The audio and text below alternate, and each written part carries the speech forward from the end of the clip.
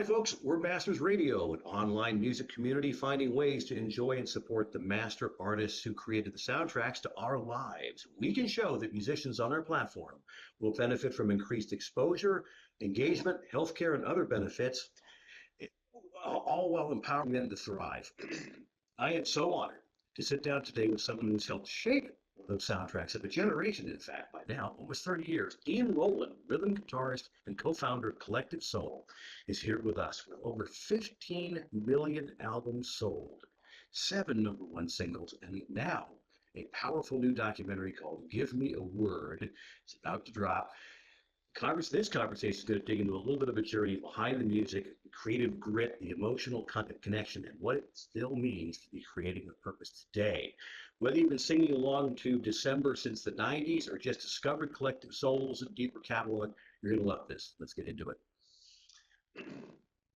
All right, Dean, over the years, Collective Souls sound has stayed true to its roots, but it's also grown and stretched with each record. How do you define Collective Soul is now, musically and personally? And has that definition changed over time? I think it. I mean, it's had to change. It's hard when you're on the inside looking out versus outside looking in. But I'd like to think that we've gotten better at our craft, the musicianship, songwriting. I mean, the one thing that stayed steady for us and the one thing that got us together and has kept us together probably is uh, we all share in the passion of music. We had we saw it as an opportunity when we got signed to Atlantic Records 30 some odd years ago, um, and we wanted to make it work. I mean, we wanted to have a career out of this thing. So hopefully there's some maturity, which I don't give us too much credit for that, but maybe in the music over the years. But we've never been a band to like follow too many trends. We just kind of do what we do, look for a good melody and some honest lyrics, and have fun with it, and be grateful and be honest with the approach, and I think that's it. Like I said, it's harder to see it from the inside looking out versus outside looking in, but hopefully it translates the joy that we have for what we do, and the appreciation of our opportunity and privilege really to create and make music for a living. It does seem that you've been able to stay creatively energized without chasing trends. Adding in the documentary is going to go into a lot of detail about how that evolution has happened. And so I encourage everybody to watch that. And you just mentioned that it's always been about building connections with your fans. How is it that you're doing that? In addition to things like the documentary, the double record set that you did last year, I guess it was 2 years ago now, right? The place in Palm Springs. So how is it that you're maintaining these connections? I mean, I think a lot of it is touring, really, like being able to play the new music, obviously play the older stuff, and being able to have that relationship with the fans and the people that appreciate the music, and even people that haven't seen us before, like that, well, they get brought to a show by somebody, and that's a big thing, really. And we've always been very appreciative, and when we try to spend time with our fans and listen to our fans, and to keep abreast of what's going on there. But at the same time, holding true to what we do, and like when we're writing new songs or recording a new record, it's like you're constantly looking for that creative spark, and you have to serve that spark, and that spark becomes multiple sparks, and then you're in a song idea or a song, and you're always trying to serve that thing first before you get to the next step of hoping that people like it outside of the five guys in the band. And certainly it's been proven because you've sold 15 million records, 7 #1s, and clearly you're resonating with an audience. Now, we often have people, I've got Sticks on Tomorrow, for example, who've got 50 years doing this, and they've been sharing with us that they see, of course, a generation that grew up listening to their music, me among them, for example, perhaps even you. You've got a few years on you, but they say that the cool thing about it is the generation coming in Yeah. our generation is bringing their kids, and Oh, they're yeah. just as engaged there. I don't know if enough time has gone by with Collective Soul for a generation that saw them growing up to have their kids coming to the show. Maybe you've seen some of that. Oh, certainly, certainly. I mean, we've been our first record came out in '94, so it's been 31 or 2 years or whatever the math is, 31. Um, so yeah, we see that generational thing that's it's been happening over the past several years. I mean, you just imagine 30 years plus somebody who's in college, right? And they're in their 50s and they had a kid, so they're bringing their teenage kids or young teenage kids to shows, which I love it. I find that fascinating because there's kind of those are formative years of music. That's when we Ed and I both grew up, and Will as well, and Jesse and John. Like we grew up in musical families, and I just remember at those young years, like music was just everything to us. Like it really was. I mean, it was that, and whether we were into some kind of sports or something, but music was the whole thing that kind of formulated our uh, character, if you will. I mean, that in our families, obviously, and those things. But like music was what gave us the uh, really like a construct of character. No, I get it completely. Growing up in that time frame, also in the Mhm. South, if you weren't on the football team, you better be in a band, or you weren't going to get a date. Yeah, and I was going to where the construct of character come, and it's like for better or for worse too, because there was some bad. I mean, yeah. So it's always it can be hit or miss out there. Sure, absolutely true. Well, Massive Radio really centers on supporting artists in terms of their health and wellness and creative longevity. You guys have lived a lot of those chapters. What over all these years, what has helped you stay grounded as an artist, as a human being, especially through these long stretches on the road or the shifts Right. in the industry? Yeah, I think within the band, I mean, obviously Ed and I are brothers, and Will, I've known him as long as I've known any one person, really. I mean, we grew up in the same small town, went to high school together. His wife literally, and I mean literally, grew up across the street from Ed and I. And Will was just a few streets down. So those kind of things we're so deep rooted in our history, definitely have grounded us. And it's it's family, it's friends, and it's the idea of just like there's no one person above anything else. It's just be appreciative of what we have, and if anybody's excuse me gets a little ahead of themselves, which has happened, it's natural and normal. You have a few other people that are there to check you, get you back into in line. Very good. Yeah, the documentary goes into some of the drama that, and we'll Hmm. get into it here, but do take a look at Hmm. some of that because it does happen. And the documentary covers a time frame in the music business that how much of it is really relevant today? I mean, it what band is starting out now run through the same kinds of things, or their challenge is going to be completely different. What Right. part of it might be the same?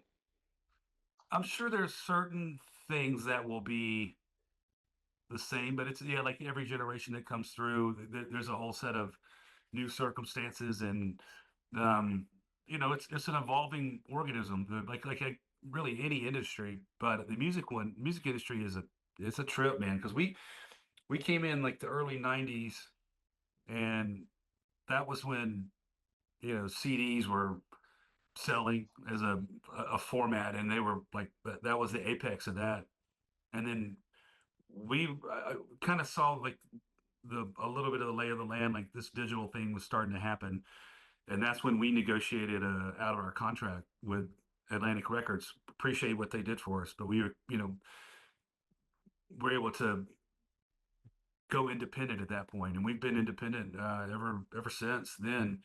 But that evolution has not stopped. It's interesting now. Like I met a couple of guys recently, and they were just asking for advice. I'm not a big advice guy necessarily, but I'll give it a go. But they were asking like young artists, like, what would you say about what's going on now? And it's like, back then, like Atlantic Records, a huge component of it was the distribution channels that they had, And now like distribution is on your iPhone or your whatever it may your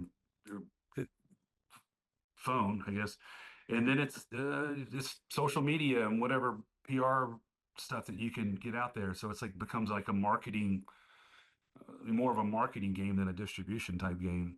So it's yeah, like I said, it's an evolving thing, and I'm sure there's a lot of overlap, but it's a newer challenge, and that's why you always default to at the end of the day, it's like just be honest with yourself and the expression, the music that you're making, and try to get some honest folks around you and have some endurance because it's going to be it's going to be a ride. And you mentioned surrounding yourself with good people. One of the Yeah. things you guys were among several trendsetters in the 90s, Radiohead among them, you guys starting your own label, keeping control of your own music. Right. And yet doing that and it being unproven, you were able to attract some really good talent, some of which in the other side of the mixing board from you guys have been really, really strong proponents of what it is you've been doing. The documentary goes into a lot of that. You're able to not only get people at that time to take a chance on you, from Hmm. we get paid by this label kind of Right. perspective, Right. and they're ongoing and still doing it with you all the way up to the last episode there at Palm Springs. Uh, that's really rewarding I imagine it's very rewarding to be able to maintain those relationships while keeping control of the business side of it. Um, Yes, it you is. were It there is. shooting. Thank you. Yeah, you were there shooting this thing while you were busy making a record, and quite a record it is. It's a double record. There aren't a lot of those anymore. There's Right. a lot of fantastic music on it. We have two interviews from Will talking about that, so we won't go into that here. Okay. But while doing the documentary, all right, every band's got their stories, but was there something that hit you guys different when you could see it on the screen than you expected? So, when we So when we saw the documentary, you mean? yeah, when you saw the documentary, was there something about it that thought, wow, that I never thought of it that way? You talked about earlier on being on the inside Yeah. rather than the outside. But you were on the outside just to be able to watch that. Right. It was interesting because we did a screening of it. It was before the like final edits, but we did a little screening in a theater in Atlanta, and it was on the big screen. So that was just a little awkward. You're seeing yourself in a movie theater, big screen kind of thing. But what I found interesting was because we did interviews together, right? But mostly they were just Ed speaking on his own, or Will, or Jesse, or Johnny speaking, and myself doing it individually. So it was fun for me to get the a perspective of those guys of how they see the band, in a isolated, like in a vacuum, and they're just talking on their own. So that was a fun thing. I mean, you live with these guys, and we spend so much time together on the road, and but it's interesting to see that perspective. That was probably one of the cooler things because I mean, at the end of the day, I lived it, so I know the history of the band, right? So, but so to hear those guys, and even not just the people in the band, the guys in the band, but other folks that were interviewed, whether it was Dolly Parton or Mhm. Sammy's in it, and people within the industry, Matt Serletic was in it, and it was interesting and fun to hear those folks' expression. And a little teaser for everybody to watch and listen, more importantly, to how Mickey Thomas still has it. As we talked earlier about you having a 30-year career in this. It was Mhm. one thing you knew now, and this sort of dovetails in what we're just speaking about. One thing you knew that you know now that you wish you knew then, what would it be? I think part of it, one thing I would tell myself, enjoy it a little bit more. Well, it's like kind of two sides. Enjoy it more and take it more serious. Um, there was a lot of it early, especially early on. I was 21 years old when we got signed, and just a kid really coming from a small town. Our father was a Southern Baptist preacher, so we lived in this little tiny vacuum. Um, so like I would probably enjoy it more, but take it more serious at that too, because you have like a sense of when you're at that age and you have that kind of success is a little bit of like, oh, this is easy. There's a little bit of entitlement that goes into it. It's like, oh, I just dreamed about it, and yeah, we just started selling millions of records and playing in front of thousands of people. Um, so those are probably Yeah, and like, and what I mentioned earlier when advice I give young artists, make sure you surround yourself with good people and um, stay close to them and get away from the ones that aren't good. you can if you can detect it early on, as early as you can detect the intentions, and if they're not good, if they're not for the greater good or the greater part of the band, then they have to just part ways. Yeah. Yeah, but and you guys have a culture to it. One of the things I noticed from just a purely musical perspective is through all of these records, and I always regarded Ed, of course, as the lead songwriter, and he's a singer, songwriter, plays the acoustic guitar, piano, and the like. The Yeah. thing that surprised me was, and this is through several different guitar players, in Jesse's role now, he's always been you, of course, and maybe you're the guy who does this. There's always been this heavily crunchy metal tone to everything, and yet it's not. I would never call your music heavy metal. Um, and in fact, for the '90s, the reason I like Collective Soul is it was a remarkably upbeat, positive sound Yeah. compared to many of the very famous bands from the '90s, many of Mm. whom no longer have members because they've killed themselves. So Right. it's yeah, that's it was a tough, dark decade. But that was, So I'm I just think curious where that came from. Who manages the tone of Collective Soul? that was like that was an unintentional theme because we were just being ourselves and we grew up, Ed in the '70s and early '80s listening to music and same for all of us essentially. And it's like I always gravitated towards more positive stuff. Um, I like melancholic, dark music as well, but like I think creatively just default to that a positive mindset, and I think unintentionally that early to mid '90s, like there had been so much of a darkness, which was great, but there was at some point I think people want a little come up for air.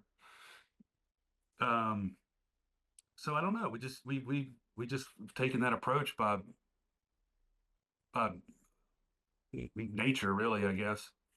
I, I think nature and nurture is part of it. There's you grew up in a household that you just described, and Ed Hmm. mentioned in the film, he said something that really struck a chord with me. He said, "I've never had a bad day. I've had hard days, but I've never had a bad day." He just has Yeah, an outlook. It sounds like you do too, which yeah, would make perfect sense. yeah, Have an outlook that we can take what we've got and work hmm, with it and make yeah, something good out of it. And speaking of making something good, with Give Me a Word now releasing, a tour's underway. We're going to come yeah. see in August, I hope. Fans are ready for more. What is next creatively for you and the band? New music, We- formats, what are Yeah, you going to do? so yeah, we finished when we got off the tour. We did a tour with Hootie the Blowfish last year. We got off Yep, the tour with those guys, and we went pretty much straight in the studio and recorded another record.